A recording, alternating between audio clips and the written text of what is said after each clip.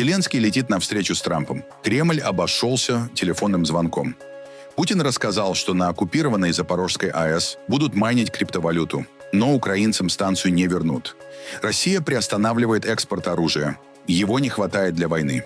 Северная Корея увеличивает производство ракет. Бывшему президенту Южной Кореи грозит 10 лет тюрьмы за сопротивление при аресте. Хунта в Мьянме пытается стать легитимной и устраивает выборы в разорванной гражданской войной стране. А теперь об этом подробно и по делу. Это один день. Не забудьте подписаться и поставить лайк этому видео.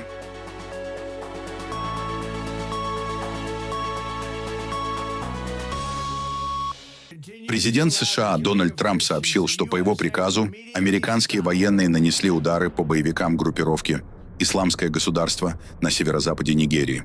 Об этом он написал в своих социальных сетях. Сегодня вечером, по моему указанию, как главнокомандующего, Соединенные Штаты нанесли мощный и смертоносный удар по террористической группировке ИГИЛ на северо-западе Нигерии, которая целенаправленно и жестоко убивает, в основном, невинных христиан, в масштабах, невиданных за многие годы, а то и столетия.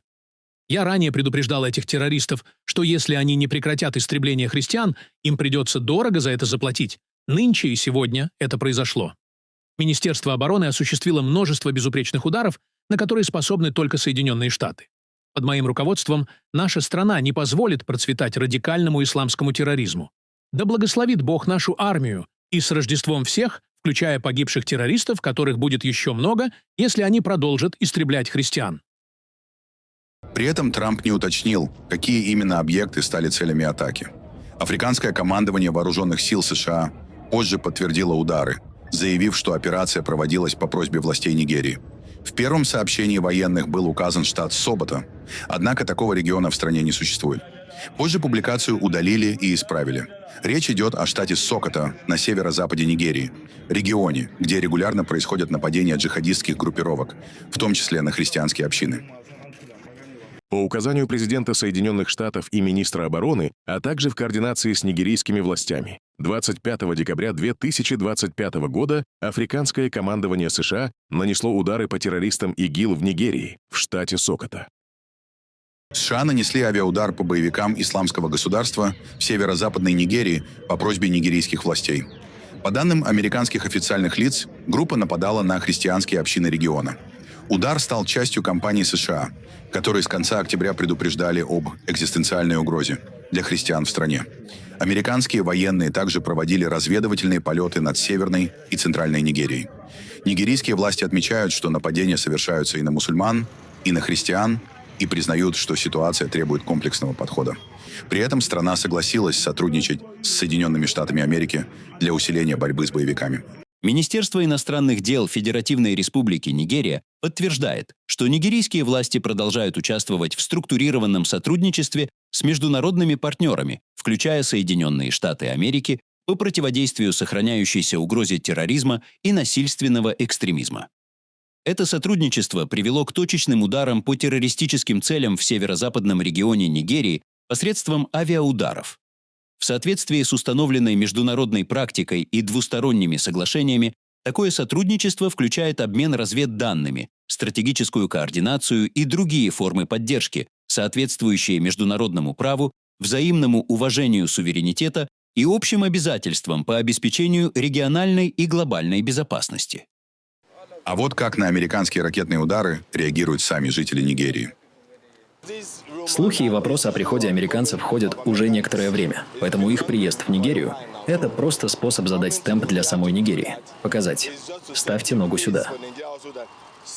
Нам не нужно воевать где-то в Буркина-Фасо и других местах, пока у нас дома пожар. Это не имеет смысла. В ходе борьбы с террористами могут погибнуть невинные люди.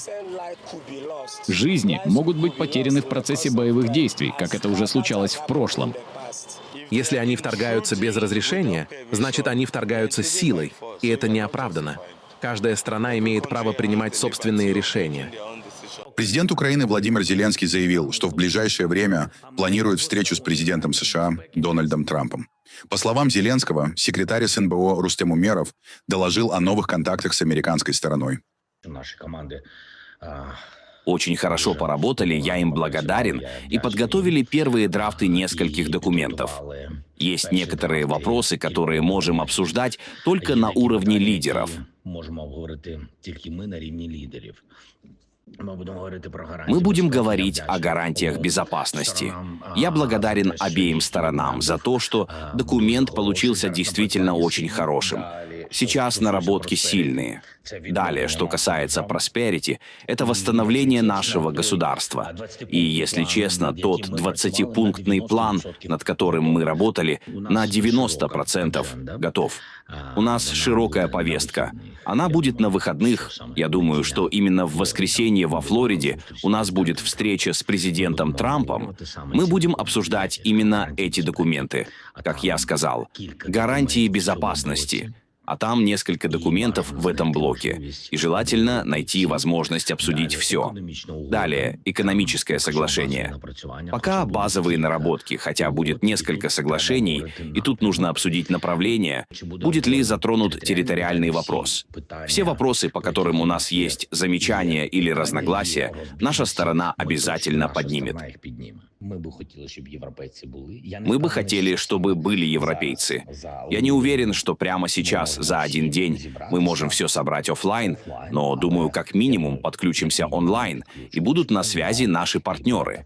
Кстати, мы с ними постоянно на контакте, но, безусловно, когда мы говорим о всей этой работе, а там много документов, многое зависит также от позиции Европы.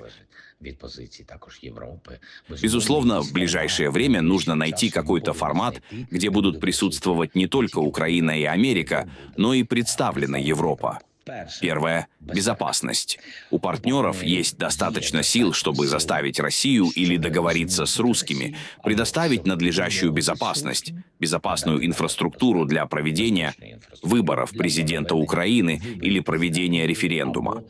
Что касается референдума, в 20-пунктном плане рассматривается этот вопрос. Проведение референдума, если возникнут чувствительные вопросы, на которые ответ не может дать одна отдельная личность, даже президент Украины. Как пишет издание «Киевпост» со ссылкой на источники, визит украинского президента в США может состояться уже 28 декабря, если переговоры не сорвутся. Ожидается, что встреча Зеленского и Трампа пройдет в резиденции Мар-а-Лаго во Флориде. Источники отмечают, уровень конкретики в подготовке переговоров выше, чем раньше, однако ключевые вопросы пока остаются открытыми. Речь идет о гарантиях безопасности для Украины и юридических обязательствах России. Накануне Зеленский также сообщил о разговоре по теме урегулирования войны со спецпредставителем президента США Стивом Уиткофом и Джаредом Кушнером. После того, как спецпосланник Путина Кирилл Дмитриев доложил в Кремле о переговорах во Флориде на минувших выходных, помощник Путина Юрий Ушаков позвонил представителям администрации Дональда Трампа. По словам пресс-секретаря Путина Дмитрия Пескова, контакт был согласован, никаких подробностей не будет. После того, как Кирилл Дмитриев доложил президенту об итогах своей поездки в Америку, об итогах своих контактов с американцами, эта информация была проанализирована. И, собственно, вот по поручению президента Путина состоялся контакт между представителями администрации России и Соединенных Штатов. Условлено продолжать диалог. Этого я не могу вам сказать. Мы по-прежнему считаем, что в настоящий момент распространение этой информации может негативно сказаться на ходе переговорного процесса, поэтому был такой телефонный контакт, и решили продолжать диалог. Это вот единственное, что мы можем сказать. Я могу сказать, что для администрации это было спокойно. А от Белого дома это неизвестно? Там было несколько собеседников. В целом затрагивалась тематика тех обсуждений, которые ведутся и которые неоднократно выливались в СМИ на Западе и со стороны киевского режима в контексте процесса мирного урегулирования. Вот эти темы затрагивались, и они упоминались. Россия рассматривает возможность превратить оккупированную Запорожскую АЭС в огромную майнинг-ферму криптовалют. Об этом заявил Владимир Путин на встрече с представителями бизнеса. Его слова приводит издание «Коммерсант». По утверждению Путина, Москва и Вашингтон якобы обсуждают будущее станции. В числе вариантов он назвал совместное управление объектом, без участия Украины. Кроме того, по его словам, американская сторона якобы проявляет интерес к размещению майнинговых мощностей на базе Запорожской атомной электростанции. Владимир Путин утверждал, что российская сторона до сих пор готова пойти на те уступки, которые он тогда в Анкоридже принял для себя. То есть речь идет о том, что Донбасс наш.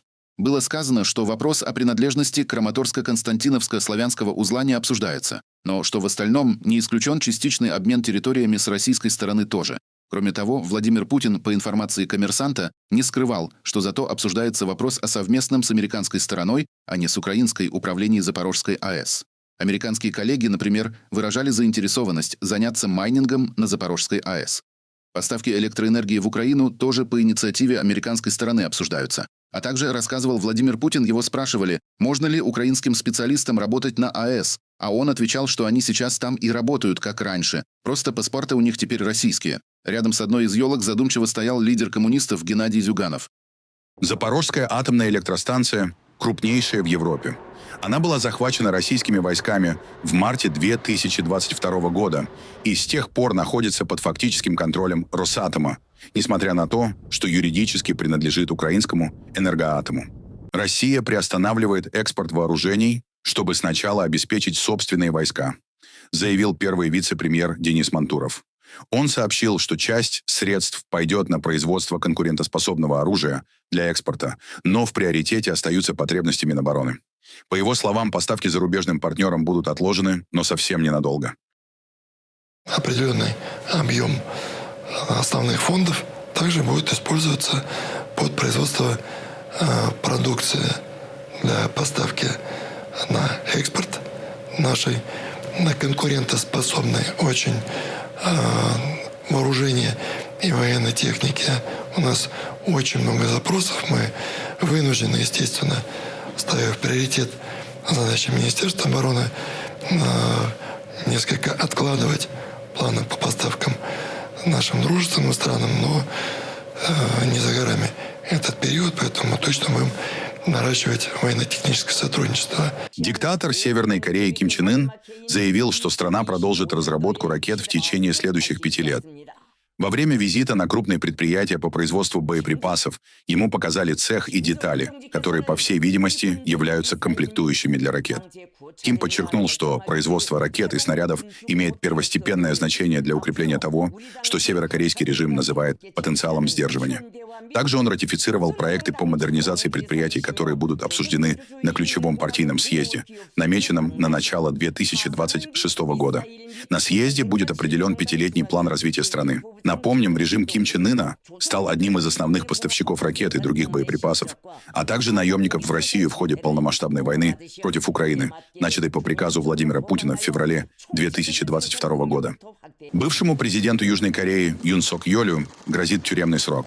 Специальный прокурор потребовал для него 10 лет за попытку сопротивления аресту после неудачной попытки ввести военное положение.